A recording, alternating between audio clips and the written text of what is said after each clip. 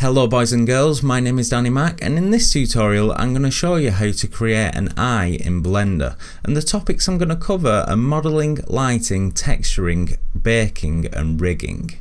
Additionally, I'll also briefly demonstrate my new add-on for Blender called the Danny Mac Eye Designer, which is a versatile eye creation tool that allows you to create awesome looking eyes in seconds using just a few buttons and sliders. Let's get into it.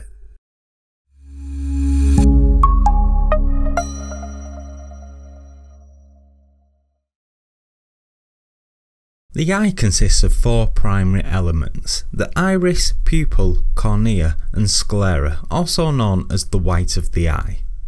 Our model will compose these four elements into two meshes, a mesh for the sclera and cornea and a mesh for the iris and pupil. A sphere is naturally a good place to start for an eye, which I'll rotate 90 on the x-axis. The default segments and rings are enough to retain its shape when we add a subsurf modifier using Ctrl+1. Now set the shading to smooth before duplicating the sphere and naming one cornea and the other one iris. It's a good idea to press 5 on the numpad to activate orthographic view for this tutorial. With the cornea hidden, select the middle faces of what will become the iris and invert the selection to delete the faces we don't want. Scale the remaining faces on Y to make a disc shape like so. Next, delete the edges and insert 4 new evenly spaced edges in their place. Now select an area for the pupil and hit S, Y, 0. S for scale, Y for Y axis, and 0 so that the vertices are scaled perfectly flat. Grab the edge just outside the iris and scale it a little to create a lip. If you notice that your wireframe looks like it's missing geometry in object mode, this is just something Blender does to improve system performance. To bring them back, just navigate to the Objects panel and select Draw All Edges. With the cornea visible and subsurf modifiers switched on, position the iris so that it fits snug in the cornea. On a stylized eye, it's common to leave the cornea perfectly spherical for simplicity, but on a more realistic eye, the cornea bulges out. Since this will be a stylized eye, I'll leave it spherical, but let's duplicate the cornea to show how you might approach this. First, add an edge loop next to the one at the point at which the iris sits. Then select these front faces and just pull it forward a little before hitting Ctrl- to shrink the selection, and pull it forward a little bit more. Now scale the faces to give it a smoother fall off and our bulge is done. Again, we'll stick with a spherical eye for the remainder of this tutorial, and that's our modelling done. The Eye Designer makes modelling incredibly quick and easy. The base eyes are a button press away, and the bulge can be implemented using a simple slider. There are also 2 more sliders, a slider that controls the size of the iris, and a slider that controls the size of the pupil. To do any sort of shading we need some lighting, so first I'll add image-based lighting to our world. You can do this by navigating to the World tab and underneath Surface add a background material. Now press the dot next to Colour and select Environment Texture. Here I'll add a HDR of Pixar Studios, which can be downloaded for free from the RenderMan website, which I've linked in the description. An IPR render shows we now have some smooth lighting, but we also want a direct light to give us a nice highlight on the front of the eye, which can be easily spun around the eye to alter the lighting situation. First, let's add a mesh light by adding a mesh plane and rotate it 90 degrees on X. Now press Ctrl+3 to add a subsurf modifier at level 3, which will make it circular like this. Then add a new material and change it to emission. Rename it like matte and set the strength to 50 for now, but we can always tweak this later. Next, add a curve circle and scale it so it's slightly wider than the grid. Now move the mesh light to the circle behind the eye, and with the mesh selected, shift select the circle and hit Ctrl+P and select Follow Path. If we scrub the timeline, notice the mesh now follows the path. And it's even easier to Alt middle mouse wheel in the 3D viewport to get the same effect. Position the light so that it's slightly off-centered at the front of the eye. The reason we didn't parent the light at the front from the start is because doing so means we would need to scrub all the way around to check the lighting on the other side of the eye, whereas now it's much easier. The eye designer has the same light setup with controls to edit the effect of the light. It also comes shipped with a free HDRI that is imported and set up with one button click. When you just want to use your own light setup, simply press a button to delete the rig. For the shading, let's start with the easiest of the four elements, which is the pupil, since it's just black. With the iris selected, come over to the Materials panel and click New and rename it to Pupil Matte. Then change the colour to black, and that's essentially the pupil taken care of. Now add another material and name it Iris Matte. If we start an IPR render, you'll notice that only the pupil material is visible. To assign the iris material, just hop into edit mode and select the appropriate faces and click Assign. Just give it a flat colour for now and we'll come back to it later. Let's switch our focus to the sclera and cornea. The material gets slightly more complicated here, so we need to create a new window and change it to Node Editor. Then add a new material and rename it Cornea Matte. Unlike the iris and pupil, we're going to shade the sclera and cornea using just one material. The first look I'll try to achieve is the cornea, which we know is mostly transparent, so I'll add in a transparent BSDF shader and plug her in. We can just delete this diffuse. If I start an IPR, you'll notice our cornea has disappeared, and this is because our shader is completely transparent and doesn't reflect any light.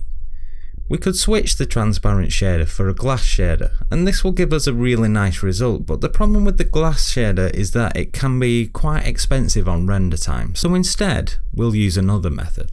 Add a glossy shader and make sure it's set to white and the roughness down to 0. Before we move on, I just want to quickly mention that I'm using the Node Wrangler add-on, which comes shipped with Blender and can be activated from your user preferences.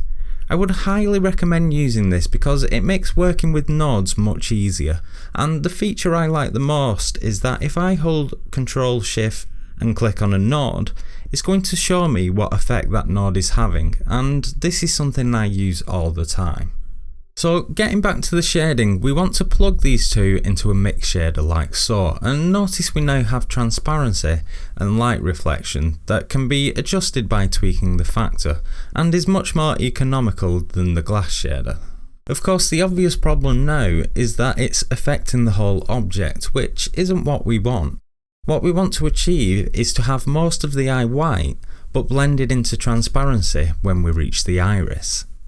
I'll move my transparency to one side, and again I'll add another mix shader. If I hover over the connection, it will turn blue, meaning when I drop it, the connection will be made automatically.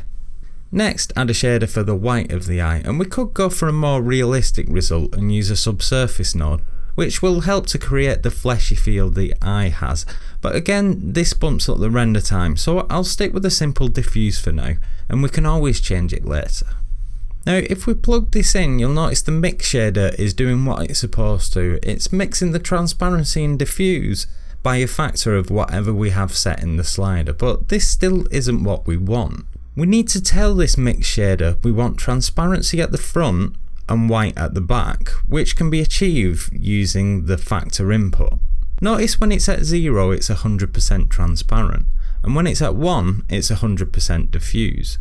Well, in computing you'll find that the colour black has a mathematical value of 0 and the colour white has a value of 1, meaning if we can create a texture that is white at the back and so gives us a factor of 1 and black at the front giving us a factor of 0, our shader will behave the way we want it to. This is where the colour ramp node comes in, and I'll Ctrl Shift click on it so that we can see what it's doing. Now at the moment it's not doing very much, even if we move these sliders around. What we need are 3 more nodes: gradient, mapping and texture coordinates. When we plug the gradient into the colour map, you'll see some magic. We can now control different areas of black and white on our object, and if we now have a look at what the final output is, we should see areas of white are diffuse and areas of black are transparent. We're getting closer. Next, plug in the mapping node, which isn't going to work until we plug in the texture coordinate node. Each of these outputs has a different result and is a tutorial in itself, so for now just go with me and link up the generated output. And what this does is give us even more control of the position of our colour ramp. So if I now rotate this on the y-axis, this is looking promising. All we need to do is tweak our colour ramp until we have our look. After a little tweaking, we have something that starts to resemble an eye, and I'll just scale and reposition our light just to make it look a bit nicer. Notice that scaling the light makes it stronger, so you might have to tweak the strength if you're following along. Of our 4 elements, the pupil, iris, sclera and cornea, we've already addressed 3 of them. Now it's time to take a look at the iris. When shading procedurally, the iris can get very complicated, and covering everything would make this tutorial unbearably long. So instead, we'll create a relatively simple iris, which should be enough for you to go off and create your own. The first thing we want to do is add some UVs to the iris, so I'll create a new window and open up the UV image editor. In edit mode, press A to highlight all faces. Now press U, followed by unwrap, and you should see our new UVs. If we highlight our UVs and press G to move them, we can hold Ctrl to make sure they snapped right into the centre of our grid. Now let's have some fun with shading. In the node editor, add a colour ramp, and again we want our mapping nodes, but instead of adding them manually, if you have Node Wrangler enabled, just press Ctrl T. We can just delete the image texture, and in its place we'll add a noise texture node. Let's see what this is doing by Ctrl-Shift-clicking on the colour ramp. The noise is creating this cloud effect, which we can adjust by editing the texture settings. We can also adjust it by editing our mapping properties. The colour ramp will behave like a levels adjustment and allow us to increase the contrast of our noise. Next, add a gradient node and slide it in between our mapping and noise texture nodes and set it to radial. Then set the location of the mapping node to -0.5. Note that the unit length in the scene settings should be set to none for this to work correctly. If we now ramp up the scale on our noise texture, we should get this effect. Add a mix RGB node and plug the ramp into it. Then plug the mix node into the diffuse and play with the colour to add a bit of colour to your iris. If we bring the cornea back, we can see this is starting to look quite nice, but we can make it even nicer. Add a new colour ramp and press Ctrl T to add the mapping nodes. Again, delete the image texture and add a gradient texture in its place. Change it to spherical and set the location values to -0.5. Don't forget to shift click the colour ramp so that we can see what we're doing.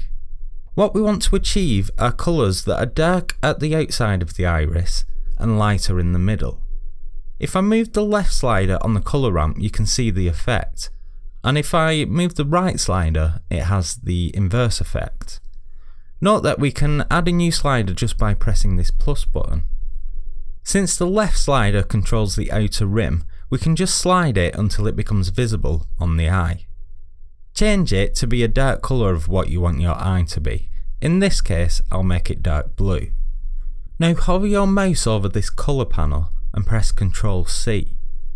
Select the other two sliders and press Ctrl V to paste the colours, and then make them a little bit lighter. Play around with these until you have a look you like. When you're finished, plug the ramp node into the mix RGB and change the blending mode to multiply, making sure the colour feeds into the top input. If we check our final result, we now have a nice looking eye, but we can still make it better. Select the first ramp nodes and press Ctrl C to copy and Ctrl V to paste. Now press G to move them up and delete the gradient and noise textures. Add a Voronoi texture in their place and Ctrl Shift click to check the result. Now what we want to do is add in another mapping node between our first and our Voronoi texture and change it to normal. If we now ramp up our Z scale, we get an interesting effect, and we can refine it further using our Voronoi scale. Now, if we Alt-right mouse drag between our colour ramp and our mix node, providing you have Node Wrangler activated, it will set up a mix RGB for us. Just make sure the colour is on top and set the blending mode to multiply. Now we have a rather nice looking eye. The eye designer has lots of different sliders so you can quickly and easily get the look you want. The hue, saturation and value sliders allow you to change the iris to any colour you can think of, and the iris glow gives the iris that little extra pop. There's also controls for iris detail, detail intensity and bump intensity to refine the detail of the iris pattern. Moving on, we have controls for the pupil fall off and fake shadow, as well as controls for the inner rim and the outer rim. The cornea controls allow you to switch between diffuse and subsurface scattering, edit the fall off from sclera to cornea, edit the IOR, edit the specular intensity, and have controls to add a bloodshot effect. There's also this bonus feature called Fake Specular that holds an array of different specular highlights for when you just want to add a bit of pop to the eyes. Textures created entirely in the node editor like this are known as procedural textures. The benefit of procedural textures over image textures is that they're very versatile, meaning we can easily go in and tweak all of these nodes at any point to edit the look of our eye. The downside to this is that it bumps up the render time since all of these nodes are factored into the calculation of the final image. Once we're happy with our final look, we can get around this by baking our procedural textures into an image texture. To bake a texture, we first need to set up an image. In the image editor, create a new image and name it Iris Bake. Create your desired size for the texture, which in this case I'll leave to 1024 by 1024, and click OK. In the node editor, create a new image texture node and add the Iris Bake texture to it. Navigate to the Render Settings tab and under Sampling set the render samples to 1. We don't need more than this for a diffuse bake. Now scroll down to the Bake settings and change it to Diffuse and deselect Direct and Indirect. Now click Bake. It seems we have a problem. The texture has baked but it's all messed up. This is because we have two materials attached to the same object, but it's a simple setup, so for now just copy the material by clicking the down arrow and click Copy Material. Now delete it. Bake the texture again and it should now work, and we can now plug the image texture into our diffuse node. Our iris now renders from the image texture, making our renders quicker, but we need to bring our pupil back.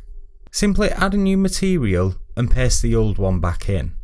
Then assign it to the appropriate faces and we're done. Just to demonstrate that this is indeed now rendering from our image, I'll delete all of our procedural nodes.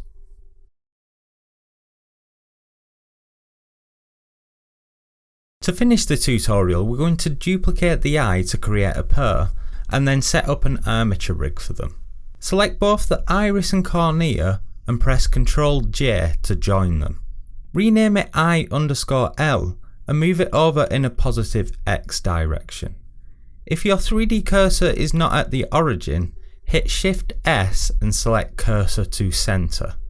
Now add an empty and rename it Mirror Axis. Select the eye and in the modifiers panel, select mirror. Now set the mirror object to be the empty we just created. Click apply to create our new eye geometry and delete the empty.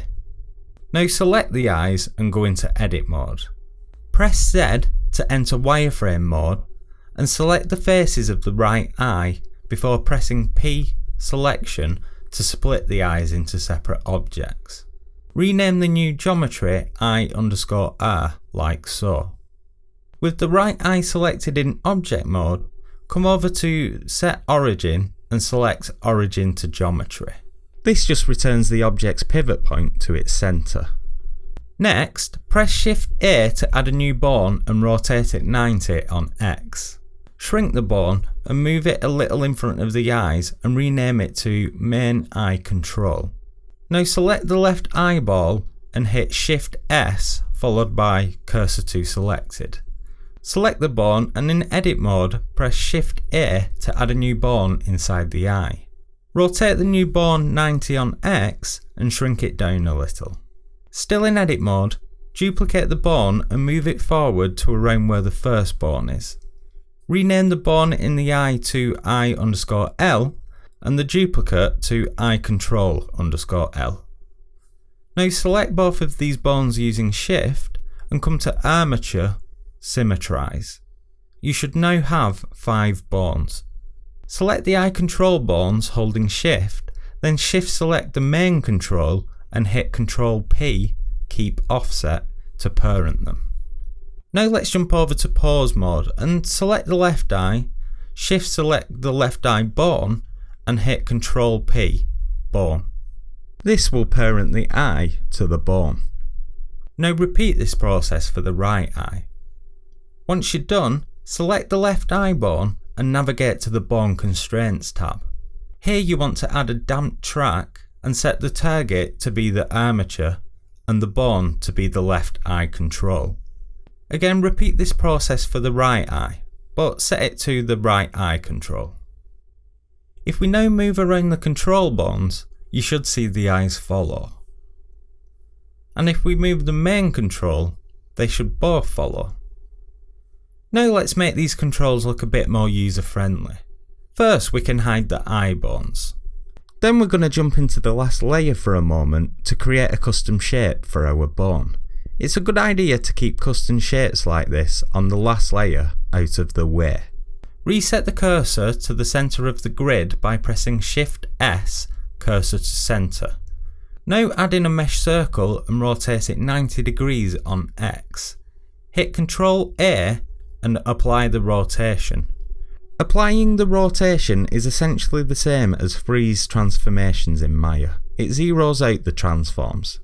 Rename the circle eye control shape and jump back into our main layer. Select the left eye control bone in pose mode and navigate to the Bone Properties tab and scroll down until you see Custom Shape. Select the shape we just created and adjust the scale to your liking. And make sure wireframe is checked. If you don't, the control won't show in the viewport. Now select the right eye control and repeat the process.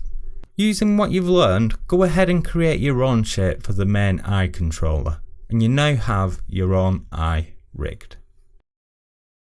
That's it for this tutorial. If you've learned something new, please give this video a thumbs up and share it with your friends. And if you've got anything you want to add, let the community know in the comments below. If you're interested in purchasing the iDesigner, I've dropped a link in the description to my Gumroad and ArtStation store, and feel free to tweet me your creations to @Danny_Mac3D. Peace.